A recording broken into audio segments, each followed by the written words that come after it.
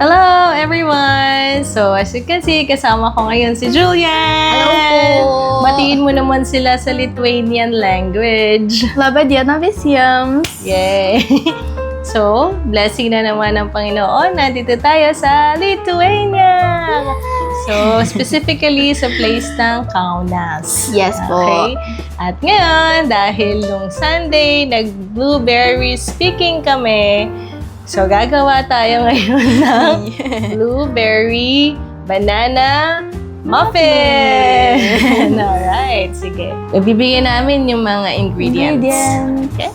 Alright, so nakikita nyo ngayon yung ating mga ingredients. So, syempre, first of all, ano ingredient natin? Meron po tayong banana. So, dapat ripe siya, no?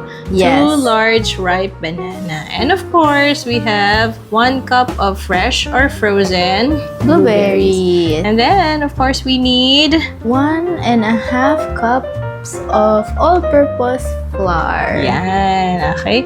And don't forget, kailangan siyang I-sift. yes. Okay, and then we have our sugar. Sabi dito, 1/2 to 3/4. Parehas kami ni Julian nagbabawas ng sugar. Kaya 1/2 lang to. Depending on how sweet your bananas are. So, as you can see, ripe na to. So, very sweet na yan. Hindi na po kailangan ng ganun kadaming asukal. Alright, and next will be 1/3 neutral oil like vegetable or canola. But this one is olive pomace oil. Yan, syempre, kahit anong available pwede. Diba? And of course, ayan, dahil medium lang yung egg namin, kaya 2. Okay, but Yes. actually, kung malaki yung egg nyo, Isa lang po isa lang kailangan. pwede na. And we need also Baking soda. Yes, 1 teaspoon lang. And of course, Salt. salt, 1/2 teaspoon.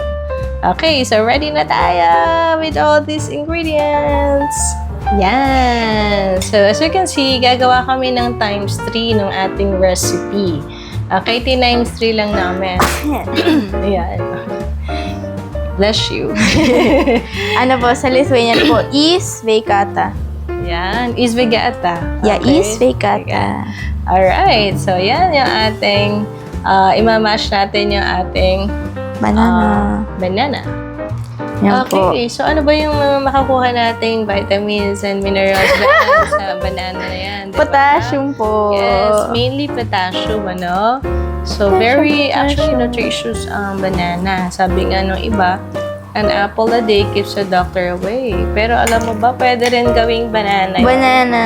Yeah, banana a day keeps the doctor away. Alright. Okay, this time, so isift na natin yung flour. Alam niyo ba, very important pala yung pag-sift ng flour kasi it also affects yung magiging texture, yes, ng ating muffin. So, napaka-importante. At the same time, edi kung may dumi yung flour, Masasala po. Masasala.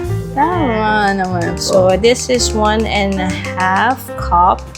Pero again, times 3 yung ating gagawin. Kaya, yan, igagawin na natin yan. So, actually, pagkalagay ng ating, flour, sisift na rin natin ito ang ating baking soda. baking soda. At of course, times 3 kasi siya. So, kukuha pa tayo ng 2 teaspoon. So, times, yan, sige. Well, ano bang masasabi mo sa pagbe-baking? Ano po? Julian. Dati Sige. po, mahilig po talaga ako mag-bake. Hello po. Sige nga. Paborito po ito namin pastime sa uni ng mga magkakaibigan. Yan. Sabi mo, natutunan mo yung gumawa ng banana cookies ba yan? Yung dalawa po, no? Yes, dalawa. Inatuto po din ako unang mag-bake sa tri-weekly activity. Kasama si Ma'am Lois. Yeah, try weekly. Banana oats. Ay, oo nga. Banana oat cookies po. Tapos may, nakalimutan ko may chocolate chips or raisins ba siya. So that was very memorable. Doon po ako unang nahilig mag-baking. Talaga, alright. Yes. Okay, so pagkatapos natin mapagsama yung flour and baking soda, kailangan siyang i-mix thoroughly para kumbaga yung baking soda mahalo ng gusto sa flour at maging consistent yung magiging texture natin. Diba? Yes. Okay, alright. So, yan yung dry ingredient natin. So, pagsasamahin naman natin yung mga wet ingredient. Yan. So, isasama na rin natin pala tong salt natin dito sa ating dry ingredient. Okay, so, pakimix mo ulit. Yes po. Ganda. Ayan. Yan. This is my next try of vlogging. Ayan po. Alright. Okay, ngayon Next. dito in this another bowl, yung mga wet ingredients naman. So, that would be, unahin natin yung, alright, and then, yung ating oil. So, yan yung half pa lang yan eh. So, kailangan pa natin ng dalawang half. Ayan. Okay, wait lang. Dalawa Sige, pa. kukuha pa tayo. Alright, sige. So, another One half, more. ilalagay natin. So, actually, in one of the, recipe, 1/3 lang eh. So, kaya ilalagay lang natin. I have. Okay na ba ito? Yes. And then, kailangan natin ng egg. So, Pwede mo na dalawa. ibati yung egg na yan. Diretso na po. Yes, diretso na. Okay. Actually, kailangan natin ng 6. Okay. So, yan. Kailangan natin ng 6 na egg. 6. Yan. 4. Diba? Yes po.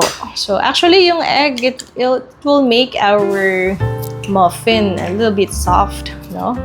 Para hindi Nice. ganun katigas. Yan. Okay. Ayan. And then, ilagay na rin ang sugar. Sige po. Ilagay niyo na po. So, ang sugar, kasama po yan sa Ito po, ating... ha? Yan, sige. Kasama rin yan sa ating wet ingredients. Kasi, Ito pa. tutunaw siya eh. Alright. So, again, times 3 ang ating recipe. Kaya parang ang daming sugar, no? But actually, tama lang po yan. Okay. So, Yes. you can use the whisk. So, ang importante is fully incorporated yung ating oil doon sa other mixture.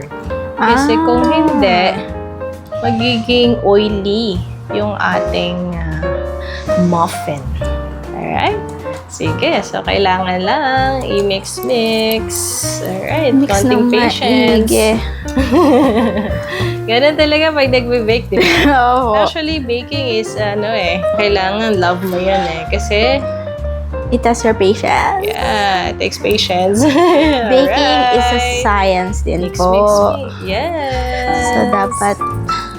Mix. Pero hindi pwedeng ma-overmix actually yung egg. So, dahan lang. Alright. Okay. So, kapag na-mix na natin, thank you, Julian, for mixing our wet ingredient. So, actually, mas maganda kung yung flour ang ilalagay natin Pwede sa wet naman po. ingredient.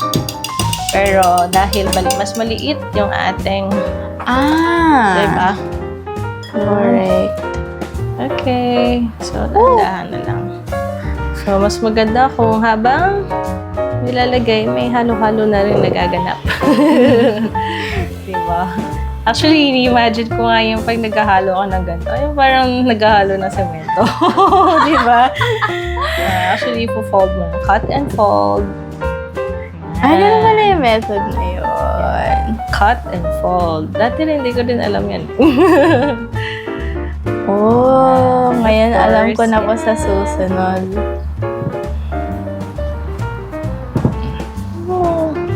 Actually, parang mix-mix lang din naman. Sabay ganun. Mix. Okay, so this time, we'll make sure naman na mag-mix sila properly. Yes. Ma-mix natin sila properly. At ito, gamit ang spatula, kunin natin lahat. Sayang eh. Bawal magtira. Oo. Pag nagagawa rin ako ng egg sandwich, ginagamit ako ng spatula eh. Totoo po. Mahal na po ang bilihin. So, bawal na po tayong mag-aksaya. Okay. So, after nating ma-mix yan, we thoroughly mix na. Lalagyan na natin ang ating star ingredient, ang blueberries. Na actually, ay talagang, we personally picked these blueberries dun sa farm. Ayan. So, lalagyan muna ng half and then cut and fold. Yan. Wait lang po. Gano'n pa po. Yan. Yan. Okay. Katas po ng hard work namin. Yes. O, diba? Ang ganda tignan, no? At dito sa Lithuania, so, diba, nabili natin siya after picking Opo. the blueberries. Binili namin siya per kilo. Per kilo po. Pag malalaki, 5 euro po. Tapos yung maliliit naman po ay 3.5. So, mas mura po siya pag kayo po yung personally pupunta po sa farm. Tapos po, mamimitas. Kasi kaysa po, bibili po kayo sa grocery o kaya po dun po sa market. Pero of course, pwede naman po kayong bumili sa market. Maganda po yun kasi sinusuportahan niyo po yung mga local farmer. Tapos madalas po yung mga nanay at tatay po yung nagtitinda. So, sinusuportahan niyo po sa kanilang kabuhayan. Yes. Alright. So, diba, ang ganda, no? So, excited ka na ba? Excited First na time po! na. Actually, first time po mag-bake ng may blueberries. Oh, yes. Ako din. Okay. At ito, naka-ready na yung ating muffin pan, no? So, actually, no, natutunan namin na gumawa ng muffin tins out of this paper. Yeah, baking paper po. Baking paper, di ba? So, galing. Kakat mo lang yan into squares. Yes po.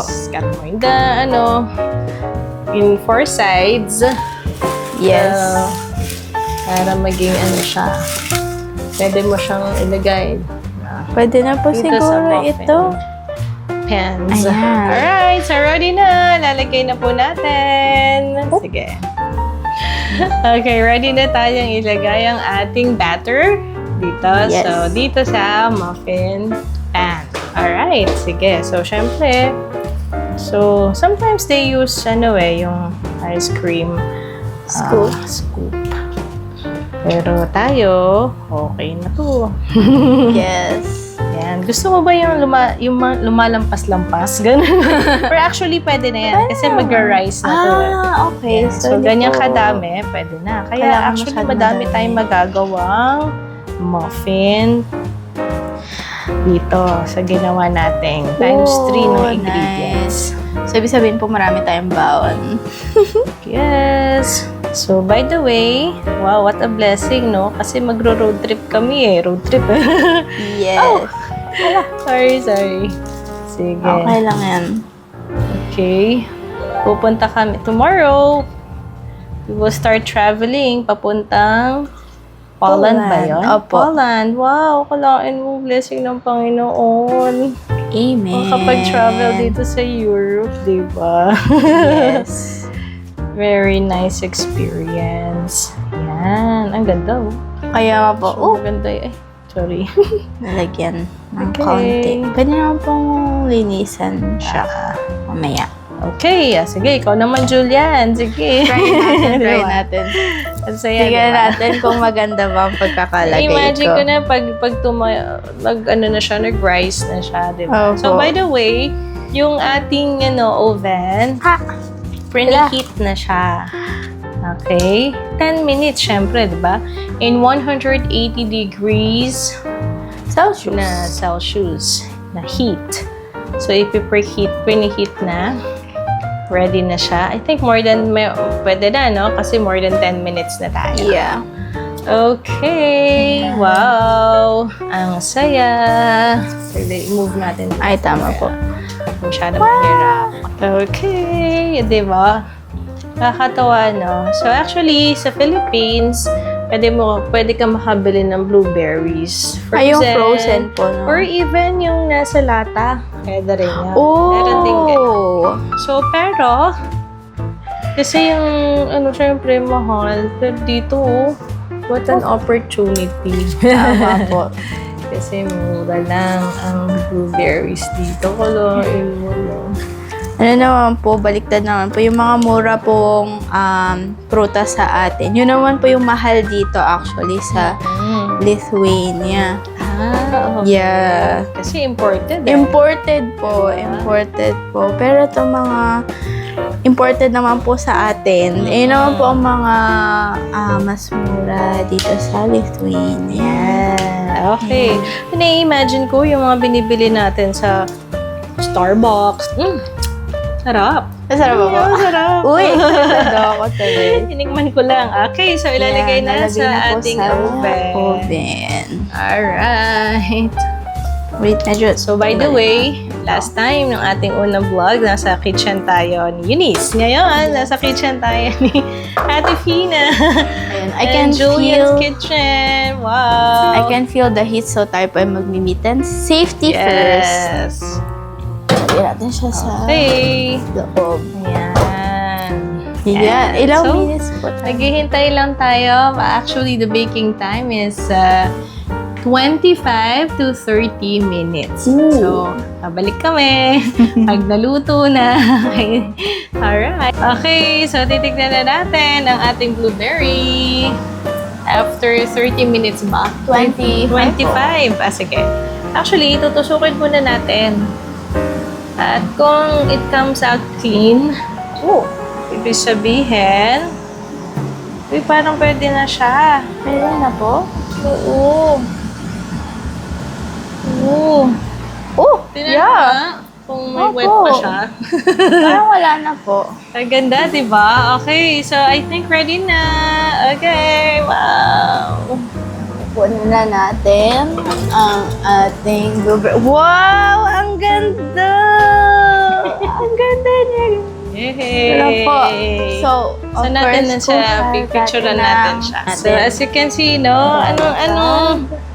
How's the feeling? Ang ganda. Ano po? Grabe! diba? Yung Success siya! Tuwang-tuwa po. Hindi natin tinipid yan ng blueberries talaga. Ang ganda Kaya niya. po, Wow. parang yung nakikita niyo ba sa mga cafe? Diba? Parang Grabe! Panalong-panalo po! Nakakatuwa! So, napakaganda. Napakagandang bonding. So, with your family, you can eat this one. Kami naman, babaunin namin to. Yes. And our road trip Yes. to Schengen area, Europe! Yay! Yes. Thank you, Lord. Okay, so Amen. thank you for watching. Thank you bless po. you. God bless po.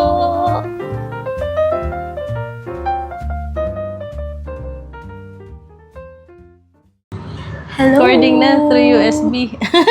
May paano yun? Ang bilis naman. Teka, stop Wow. muna natin. Mashed Ano? potato. Mashed Mashed potato tuloy. Sorry. Mashed Alam mo, banana. mashed banana.